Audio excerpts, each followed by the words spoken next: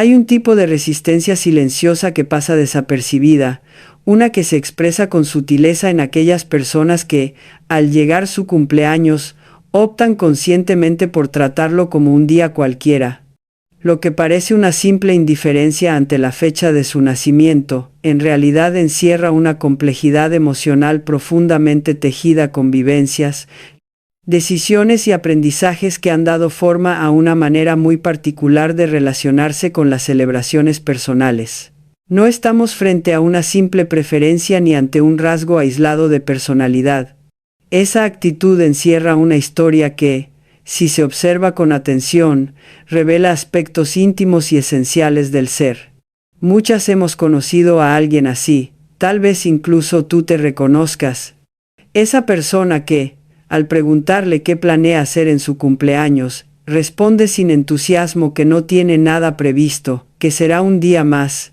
Y aunque quienes le rodean insisten en que debe festejar, que merece un momento especial, hay algo en su interior que se cierra, que se retrae, eligiendo pasar desapercibida antes que ser el centro de atención, sin sentirse genuinamente en sintonía con ese reconocimiento. Es interesante observar cómo una fecha socialmente cargada de sentido, de costumbres y expectativas, puede resultar incómoda para algunas personas, hasta el punto de preferir atravesarla sin ruido, sin miradas ajenas, sin sentir la obligación de estar alegres cuando en realidad no lo sienten. En años de acompañar a mujeres en procesos de autoconocimiento, he notado que esta relación con el cumpleaños suele ser un reflejo de asuntos más profundos.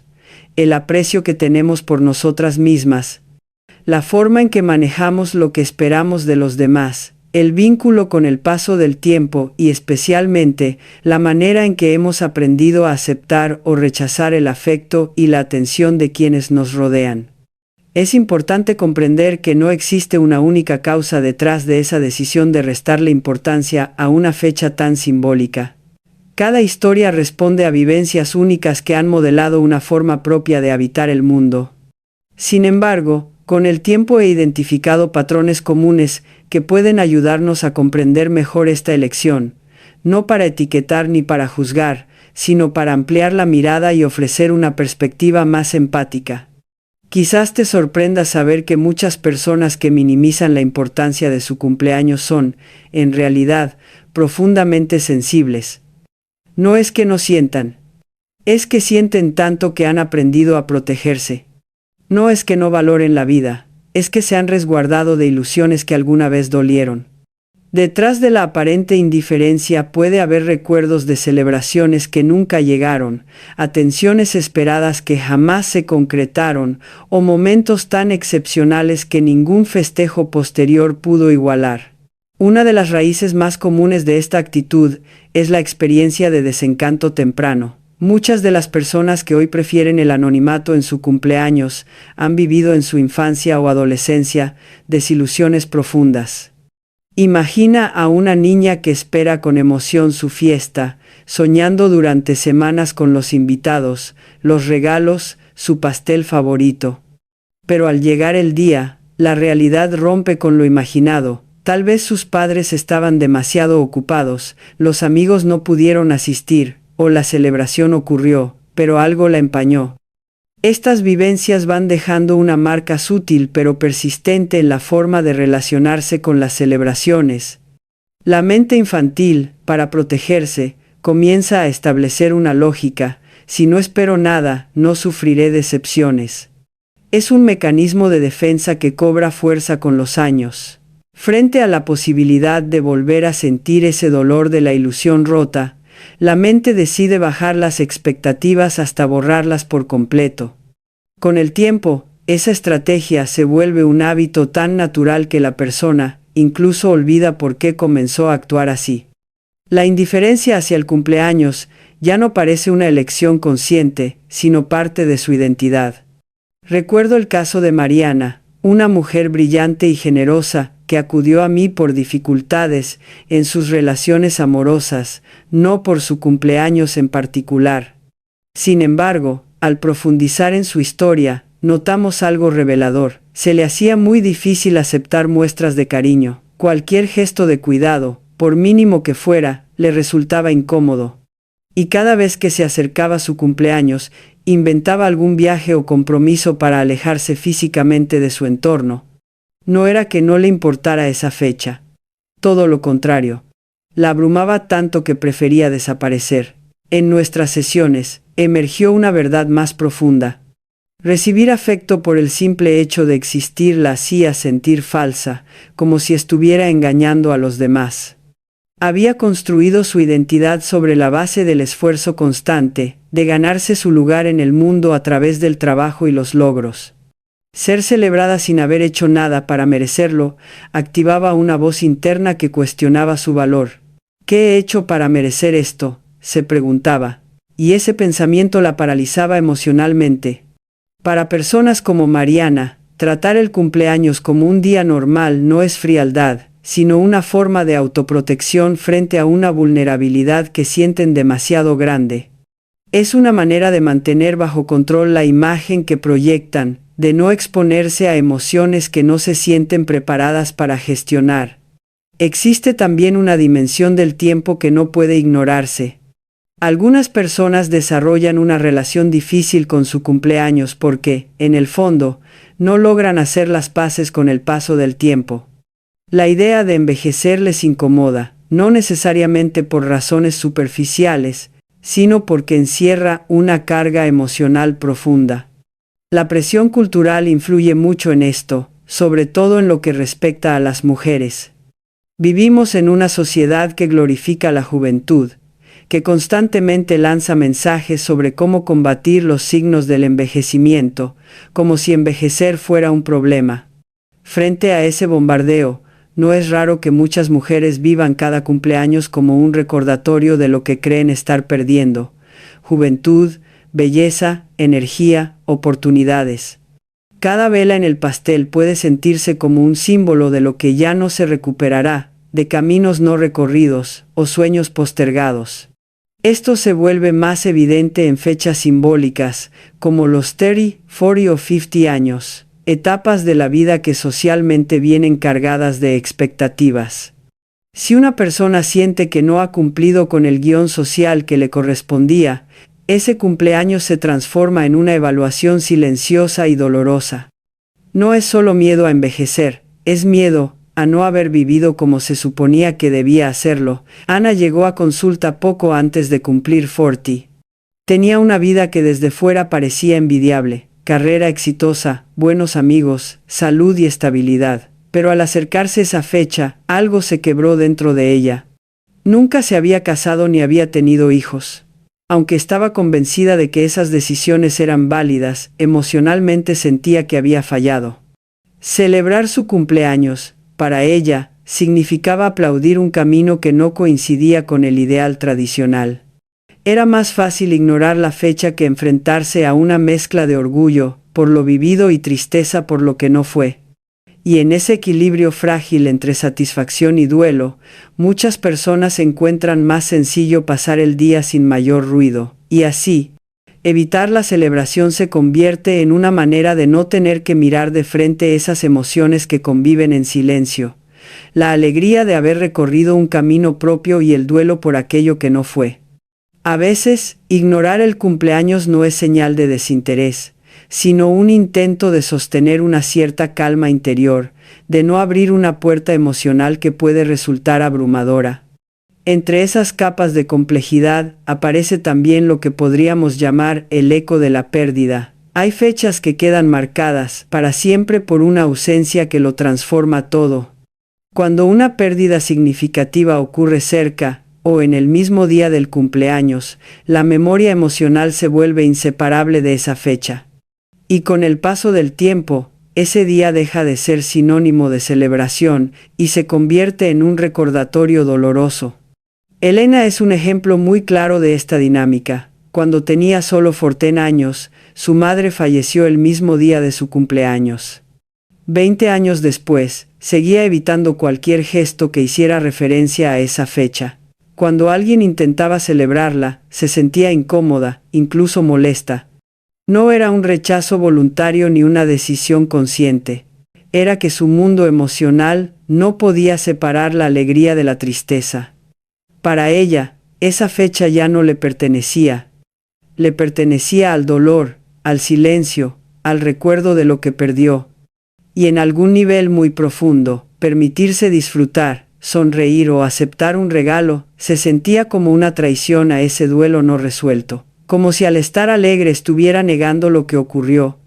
El proceso de reconciliación con una fecha tan cargada de emoción no es sencillo, requiere tiempo, acompañamiento y, sobre todo, mucha compasión con una misma. Entender que es posible honrar la ausencia sin dejar de celebrar la vida es una tarea delicada que no todas están listas para emprender. Pero es un camino que, cuando se recorre, permite recuperar un espacio que había sido entregado al dolor. Volver a apropiarse de la fecha de cumpleaños puede convertirse en un acto profundo de sanación. Otro aspecto que suele aparecer en estas historias es la resistencia al ritual vacío. Hay personas para quienes el cumpleaños ha perdido sentido, porque se ha convertido en una rutina sin contenido, en un acto social que repite formas sin conexión auténtica. Las felicitaciones mecánicas, los regalos comprados sin intención, las reuniones organizadas por costumbre, pueden sentirse como gestos huecos, como una representación sin alma. Y ante eso, prefieren no participar. Este rechazo no proviene del desinterés, sino de un deseo profundo de autenticidad. Quienes lo experimentan suelen tener una sensibilidad especial para detectar cuando un gesto no nace del corazón.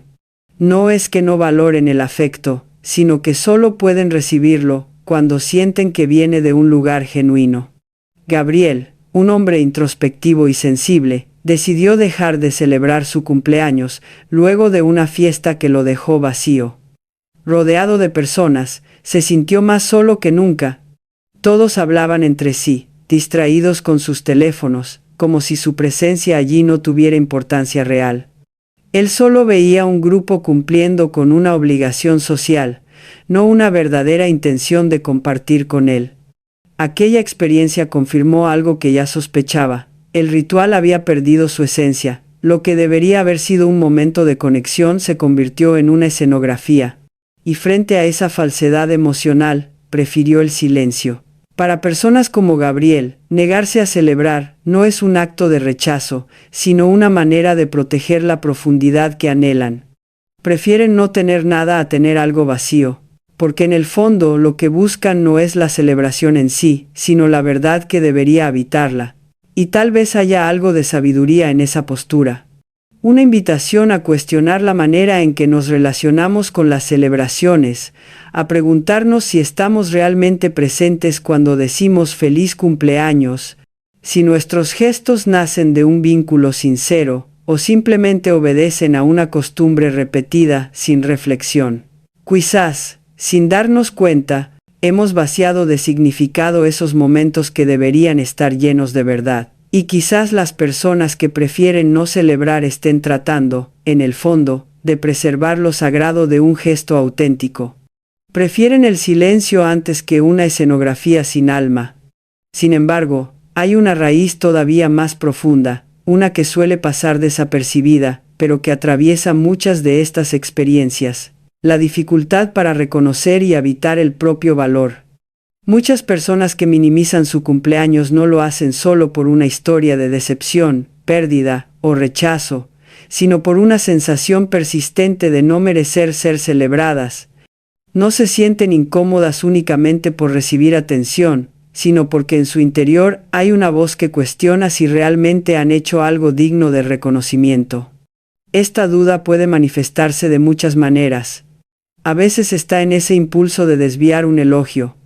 Otras veces, en esa tendencia a preocuparse más por los demás que por una misma, como si nuestras propias necesidades fueran siempre secundarias. También aparece en la sensación de estar en deuda constante, como si hiciera falta justificar con acciones nuestro derecho a existir. Cuando este patrón se vuelve crónico, cuando se ha instalado como una creencia silenciosa durante años, el cumpleaños deja de ser una celebración y se convierte en una interrogante. ¿Qué he hecho para merecer una fiesta, ¿Por qué alguien debería celebrar que yo exista?